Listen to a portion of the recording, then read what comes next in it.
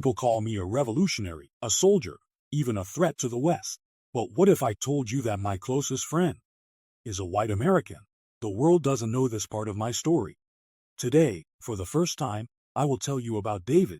People call me a revolutionary, a soldier, even a threat to the West.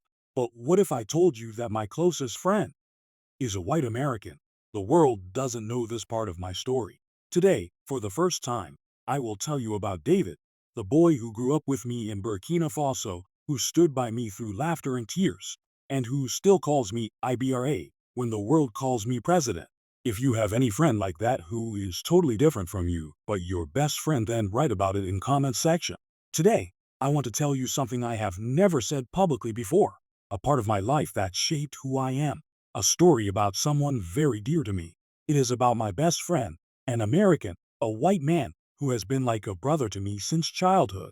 People see me today as a revolutionary, as a leader standing against imperialism, as a man confronting racism in global politics. But few know that behind the speeches, behind the fire, there is a friendship that defies everything the world says about color and race. I met David when we were just children. He came to Burkina Faso with his family because his father was involved in an agricultural project. They lived not far from my village, and one day, by pure chance, we crossed paths. I remember it clearly. I was carrying a wooden slingshot, and David had a ball. Neither of us spoke each other's language well, but children don't need many words to become friends. He handed me the ball, I showed him the slingshot, and before the sun had set, we were already laughing as if we had known each other forever. Our friendship grew in the fields, under the sun, with dust on our clothes and sweat on our foreheads. We would chase goats together, climb mango trees, and run along the dry paths until our legs ached. Sometimes he would bring me snacks from his home, biscuits or candies his mother had packed. Other times I would share roasted corn with him. These small exchanges became the symbols of our loyalty.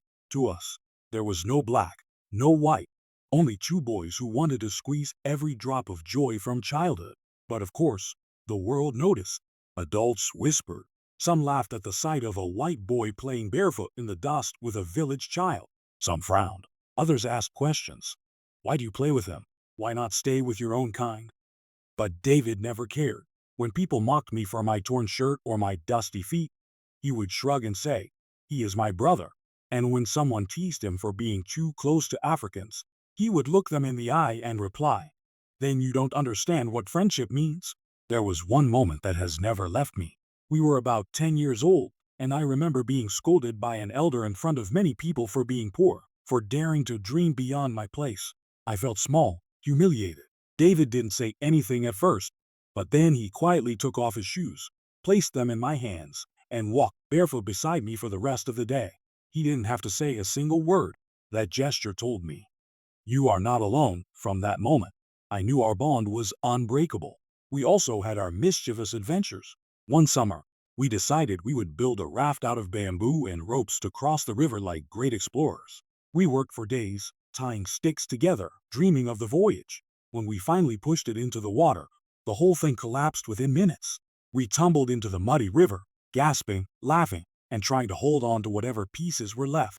The villagers stood on the bank laughing at the two fools who thought they could conquer the river. But to us, it wasn't a failure. It was a memory. It was adventure. It was proof that even when the world collapses, you can still laugh if you are together. Of course, there were hard times too. I remember once being cornered by older boys from another village. They wanted to pick on me simply because I was from a poor family. They mocked me, pushed me, and I thought I would have to take the beating alone. But David stepped forward. He was smaller than them. He didn't stand a chance, but he refused to run. He stood shoulder to shoulder with me. That day we fought, we bled, and we limped back home bruised. But I learned something vital. Brotherhood is not defined by blood, nor by skin. It is defined by courage, the courage to stand beside someone when everyone else steps away. As we entered our teenage years, our bond only grew stronger. We began to understand more about the world. David taught me English, slowly, patiently, while I taught him words and more, my local language. We would sit by the fire at night, laughing at each other's mistakes, correcting each other, building not just a friendship, but a bridge between two worlds. He told me stories of America, of big cities, tall buildings, snow that covered the ground in white. I could not imagine it then, but I listened with fascination. In return, I told him about my ancestors, about our warriors, about the pride of our land. One evening, David said something that I still remember. He looked at me and said, "You know, Ibrahim, one day you will be a leader. You have that fire in your eyes." I laughed at him. We were only boys, and I thought he was just teasing. But he insisted, "No, you stand differently. You speak differently. One day, people will follow you." At the time, I dismissed it, but those words buried themselves deep inside me. They became seeds that would grow later. Then came the day I feared most. David's family had to return to America. His father's work was finished, and they were leaving. We stood by the road, two boys suddenly aware of the weight of time. He promised to write, and I promised to never forget. We hugged, tears in our eyes, and just like that, the car drove him away. I stood there, watching the dust rise, feeling as if a part of me was being taken. Childhood, in many ways, ended that day. But this is not a story of loss.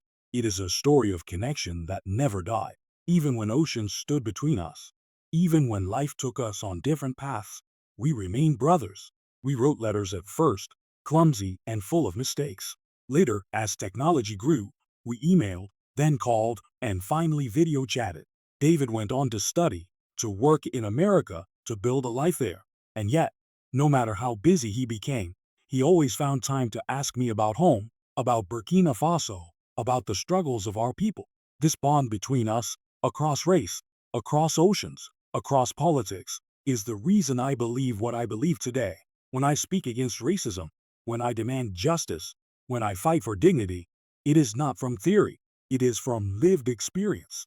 Because I know in my heart that a white man and a black man can be brothers, that love can conquer prejudice, that solidarity can crush the lies of those who want to divide us. When David left, I thought time and distance would erode what we had. Many friendships end that way, slowly, silently, with memories fading into the background of adult life. But this one didn't. The years passed, the letters grew less frequent, yet the bond stayed alive, like a flame that refuses to die even when the wind howls against it. By the time I was entering my years of struggle, studying, serving, questioning the path of my country, David was already walking his own road in America. He studied political science, later moving into international development work. It was ironic. While I was on the ground, living through the daily realities of Africa's hardships, he was sitting in classrooms hearing theories about nations like mine.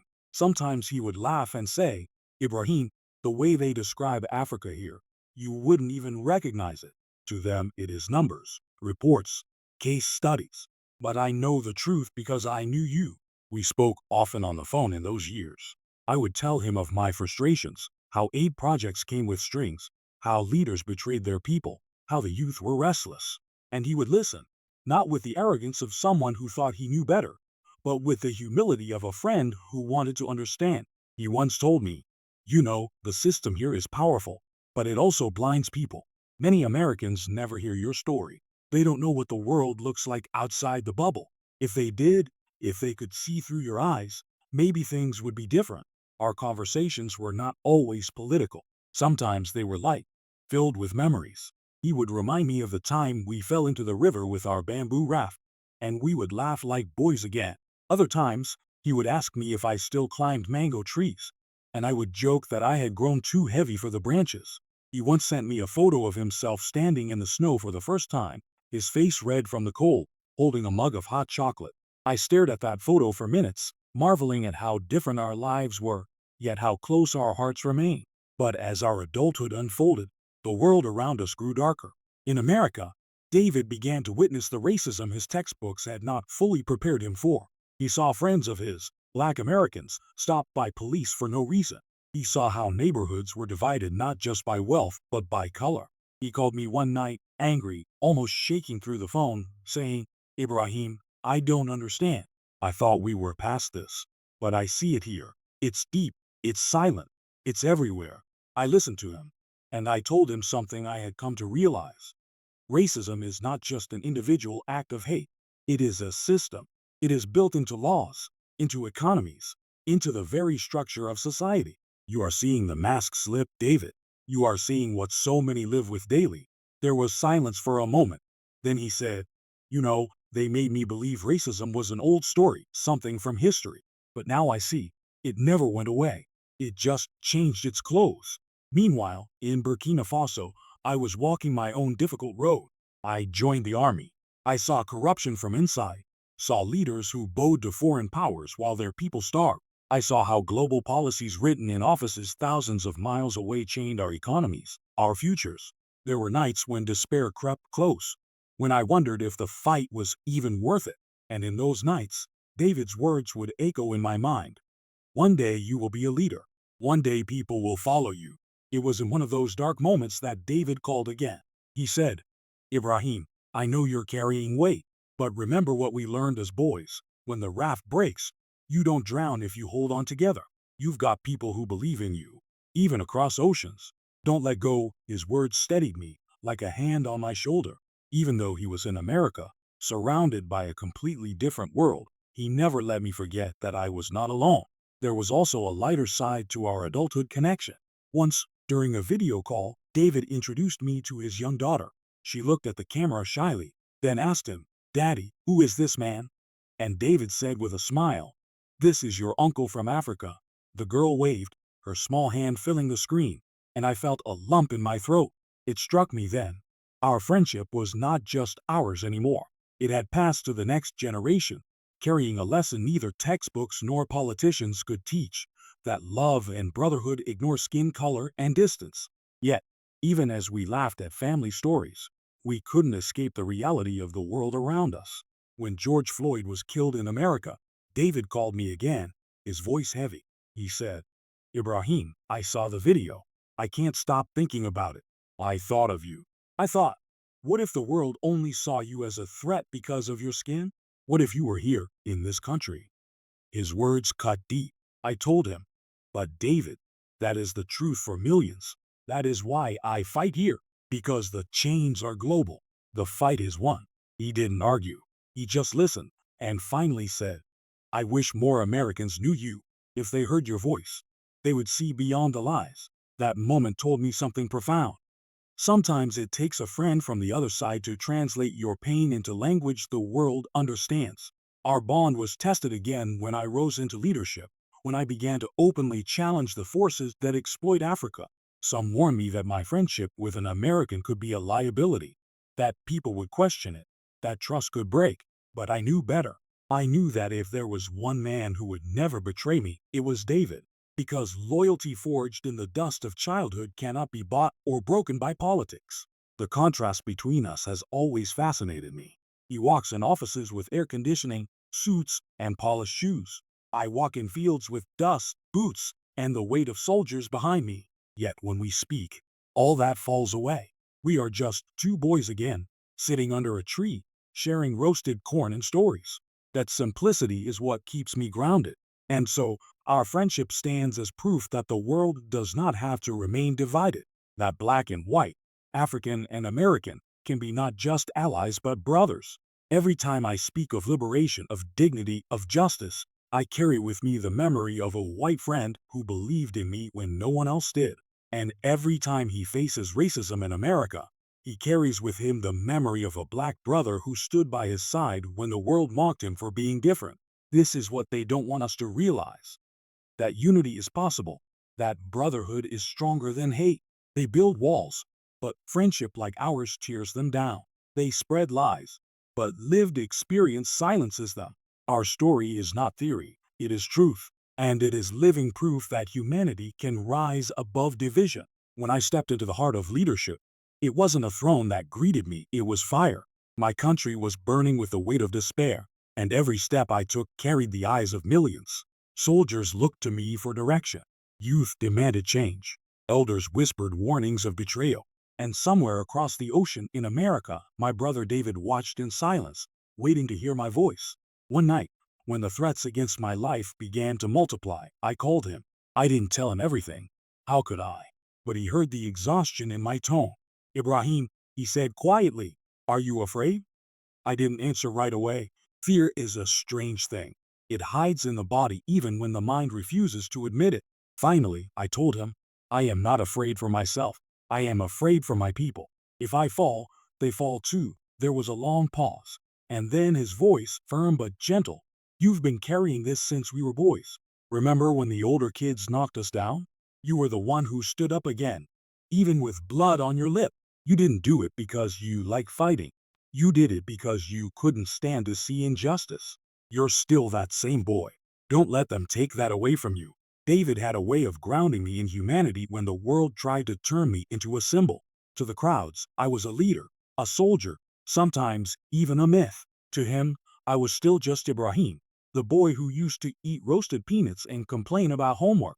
And in those private calls, when I laughed at his terrible jokes, when we remembered silly childhood fights, I felt free for a moment, free from the crushing weight of history. There was one conversation I will never forget. It was after a major speech I had given, a fiery one, calling out the exploitation of Africa by foreign powers. The clip had reached American media, and David told me some of his colleagues had been watching it in disbelief. He said, "They asked me, 'Do you really know this man?' And I told them, 'Yes, I do. He's my brother. He's the same boy who once lost his shoes trying to race me through the fields. He's the same boy who gave me the last piece of bread when we were hungry. And if he speaks with fire today, it's because he carries the hunger of his people in his chest.'" I laughed when he told me this, but my laughter carried tears too, because in that moment, I realized how our friendship was not just between us anymore. It had become a bridge between two worlds, a witness against lies. They could call me radical, extremist, dangerous, but David's voice, steady and honest, was a reminder that I was human before I was anything else. Of course, not everything we shared was heavy. Sometimes, even as the pressure built, he would call with absurd stories from his life in America. Once he described how his daughter had scolded him for burning pancakes, and he said, "You see, Ibrahim, I can face diplomats and generals, but not my own child in the kitchen." We both laughed until our stomachs hurt. Another time, he tried to explain American football rules to me over the phone. I pretended to understand, but when he quizzed me, I answered so badly that he gave up, laughing, and said, "Stick to soccer, my friend. You're hopeless." But beneath the humor, there was always a thread of seriousness. He confided how difficult it was to raise his children in a society still poisoned by racism. "I want them to see you one day," he said. "I want them to meet you, to know that the world is bigger than America, bigger than these divisions. I want them to grow up believing in brotherhood, not fear." His words struck me deeply, because even as a white man, he carried the responsibility of explaining racism to his children, of showing them that silence is complicity. Our bond became even more symbolic when protests erupted in America after yet another killing of a black man. David marched in those protests. He carried signs. He raised his voice. And one day, after a long, chaotic night, he called me. His voice was tired but proud. "Ibrahim, I walked with them. I saw the anger, the pain, and I thought of you. I thought if you were here, you would be in the front, refusing to be silent. So I did it for both of us." That call reminded me of something we had promised each other as boys, that no matter where life took us, we would always fight for what was right, even if we stood alone. Now we were keeping that promise, each in our own battlefield. Me in Africa, him in America, two sides of the same struggle. But the world does not easily accept such unity. There were whispers, suspicions. Some around me said, "How can you trust an American? They will use him to reach you." And some around him said, "Why stand with an African leader who challenges our system? You'll ruin your career." Yet we both knew those voices were the very chains we were meant to break. They wanted us to doubt, to retreat, to choose safety over brotherhood. We refused. One of the last times I saw David in person was during a quiet visit. He flew to a neighboring country under the pretext of work, and we met away from cameras, away from microphones. We sat together in a small house, just two old friends. He brought with him a bottle of American whiskey, saying, "Don't ask how much trouble I went through to sneak this in." We laughed, we ate, we drank. For a few hours, the world's problems disappeared. At one point, he looked at me and said, "You know, Ibrahim, we are not supposed to be friends. The world doesn't like stories like ours. But maybe that's why it matters." His words stayed with me, because he was right. Our story defied the script written for us. I was supposed to see him as part of a system that oppressed us. He was supposed to see me as part of a continent reduced to chaos. But instead, we chose to see each other as human. That choice, simple as it may sound, is the most radical act of all. When I think of David now, I don't just think of a childhood friend. I think of a mirror, a reminder that the struggle against racism is not black versus white, Africa versus America. It is humanity versus hate. It is memory versus amnesia. It is love versus fear. And every time I stand before my people, raising my voice for dignity, I carry with me the laughter of a white boy who once shared his sandwich with me under the shade of a tree. Years passed. Ibrahim Traoré's path was pulling him toward something much larger than himself. The whispers of injustice in Burkina Faso grew louder, and he could no longer ignore them. Corruption, poverty, and the heavy shadow of foreign control left his people suffocating. While many remained silent, Ibrahim began speaking up. That voice, once a boy's, turned into a young soldier's, measured, strong, unafraid. And yet, even as he stepped onto this dangerous stage, he kept writing to his friend in America. David had taken a different road. He wasn't a soldier. He wasn't fighting coups or foreign exploitation. He was working in an office in Washington, immersed in a world of policy papers, late-night research, and meetings that stretched into the evening. But despite the oceans between them, the two boys turned men stayed bound by the same thread: trust. Ibrahim would sometimes receive coded emails from David, never about politics, never about classified affairs, but about life. "Remember the old football field?" David would write. "Still can't believe you scored that winning goal with your shoes falling apart." Other times, Ibrahim would reply with dry humor. "I still remember you falling in the mud, pretending it was part of your plan." These exchanges carried more weight than they looked. They reminded Ibrahim that in a world driven by suspicion, division, and fear, there was still one person who never saw him as a symbol or an enemy, just a friend. But not everyone believed in such simplicity. Within Ibrahim's ranks, whispers began. Why does our captain keep in touch with an American? Some questioned his loyalty. Others hinted at espionage. The irony was bitter. He was fighting for African independence, and yet the bond with one white American friend now became ammunition for his critics. Ibrahim faced a choice: distance himself from David, or remain true to the loyalty that had defined his life. He chose loyalty. "If I abandon my friend because of the color of his skin or the passport he carries," he thought, "then I am no better than the systems I claim to fight." Meanwhile, David's own life wasn't without its storms. Working in the United States, he saw the fractures in his own country deepen. He watched debates about race harden into hostility. He read headlines about division, anger, resentment, and in those moments, he thought about Ibrahim. He thought about the dusty streets of Ouagadougou where they had shared bread with nothing to drink but warm water. He thought about how color had never mattered there, only character. When David became a father, the bond deepened again. He sent Ibrahim a picture of his newborn son wrapped in a small American flag. Ibrahim, sitting in a dimly lit room in Burkina Faso, held the photo and smiled. He responded with his own photo, a village child clinging to him after his speech, eyes filled with both hope and hunger. Two worlds, two children, two symbols of what was at stake. And yet, when David looked at his son and Ibrahim looked at that village boy, they both felt the same thing: responsibility. The irony was almost poetic. One was raising a child in the heart of America, the other raising a nation in the heart of Africa. Both wanted the same future: a life without chains, without suspicion, without inherited hatred. But the higher Ibrahim climbed, the more dangerous the air became. Political tension sharpened. Foreign eyes watched him with suspicion. Even his friendship became a liability. And still, the emails continued. Sometimes short, sometimes long, always personal, never political. Because in a world drowning in politics, their friendship remained the one thing untouched. It was this balance, the risk of holding on versus the cost of letting go, that gave Ibrahim clarity. If we can hold on to this, he thought, then maybe the world can too. The night of the coup was one of the longest of Ibrahim Traoré's life. The air was heavy, not just with tension but with history pressing down on his shoulders. Tanks rolled, orders were whispered, and every step forward felt like walking on a blade's edge. He knew what was at stake, not only for his people, but for his own soul. If he succeeded, He could give his country a chance at dignity. If he failed, he could end up in prison. Or worse. Amid the chaos, his phone buzzed. A message from David. It wasn't about politics. It wasn't about strategy.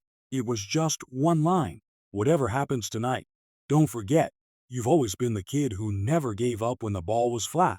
Ibrahim laughed, a dry, exhausted laugh. He could hear David's voice in his head, teasing him like it was still the two of them in the dusty field back home. That single memory, that silly, small story about a flat ball, pulled him out of the storm for a brief moment. It reminded him of something deeper. He wasn't just fighting against oppression. He was fighting for a world where boys like them, black, white, African, American, could grow up without chains, without walls. The coup succeeded. The country erupted in both hope and fear. To many, Ibrahim became a hero. To others, a threat. And yet, through the storm of headlines, one message stayed constant. David, proud of you. The email read, not for what the papers say, not for what the world says. Proud of you for staying true to yourself. Those words cut through the noise, because Ibrahim knew the world was quick to label him revolutionary, radical, strongman, danger. But to David, he was just Ibrahim, the boy who once traded his only sandwich so his friend wouldn't go hungry. But not everyone saw it that way. Whispers spread. He's too close to America. He has a white ally. Can we trust him? In the politics of suspicion, even friendship became a weapon. And yet, Ibrahim stood firm. He told his advisors one night, if a man is judged for the color of his friend's skin, then we are still slaves of the past. David, too, faced his share of questions. Colleagues in Washington would sometimes smirk, sometimes frown when they learned who his best friend was. You're close to that guy? They'd ask. David never flinched. He'd reply, close? No closer than brothers. One evening, in a rare moment of peace, the two of them spoke over a crackly phone line. David said, I wish people could see what I see. They think black and white are barriers. I only see the kid who once carried me home when I sprained my ankle. Ibrahim laughed. And I only see the boy who lied to the teacher for me so I wouldn't get punished for being late. You told her it was your fault. Yeah, David said, smiling. And you still owe me for that one. That laughter, shared across continents, was proof that even when the world built walls, friendship could climb over them. And that was the quiet truth of Ibrahim Traoré's untold story. Behind the headlines, behind the speeches, behind the politics, there was a bond unbroken by color, untouched by hatred, and unshaken by distance. A bond that whispered to anyone who cared to listen. Racism is not natural. Friendship is. Ibrahim Traoré stood before his people one evening, not on a podium, not with cameras flashing, but in a quiet gathering where the weight of honesty carried more power than the weight of guns. And he said something he had never shared before. I want to tell you about my brother, he began. Not by blood, not by nation, not by skin. My brother's name is David. He is white. He is American. And he is my friend. Gasps rippled through the crowd. Some smiled, others frowned, unsure of where he was going. But Traoré's voice didn't waver. We grew up together in a small corner of this world, sharing bread, sharing laughter, and sharing dreams. When the world told us we were different, we chose to believe we were the same. When the world tried to divide us, we built a bond stronger than any border. And even today, with him across an ocean, we still stand side by side. He paused, letting the silence carry his words. I tell you this because I am tired of the lies. Tired of being told that black and white must always be enemies. Tired of being told that America cannot be a friend to Africa, that Africa cannot be a brother to America. I know the poison of racism. I have seen it with my own eyes. But I also know its cure, because I have lived it in my friendship with David. He spoke then not as a soldier, not as a president, but as a man. When I was hungry, he fed me. When I fell, he lifted me. When I doubted myself, he reminded me who I was. And when I walked into the fire of struggle, he sent me a message that gave me strength. This is what friendship looks like. This is what humanity looks like. And if two boys from two different worlds could live it, then why can't nations do the same? His eyes scanned the crowd, firm and unblinking. Do not tell me racism is inevitable. I have lived proof that it is not. Do not tell me hatred is natural. I have seen with my own eyes that love is stronger. And do not tell me that Africa must bow to the world or fight the world. No, Africa must walk with the world, shoulder to shoulder, as equals. The silence broke, not with applause at first, but with a quiet murmur, as if hearts were shifting, as if people understood that what they had just heard was not politics, not strategy, not rhetoric. It was truth, and in that truth, Troy's story became something larger than himself. It was not just about a boy from Africa and a boy from America. It was about what happens when humanity refuses to be broken by the chains of history. In the end, Ibrahim's untold story was simple. Behind the leader, behind the fighter, behind the symbol, there was a friend. And in that friendship lay the most radical idea of all, that black and white, Africa and America, could not only coexist, but could stand together, heal together, and rise together.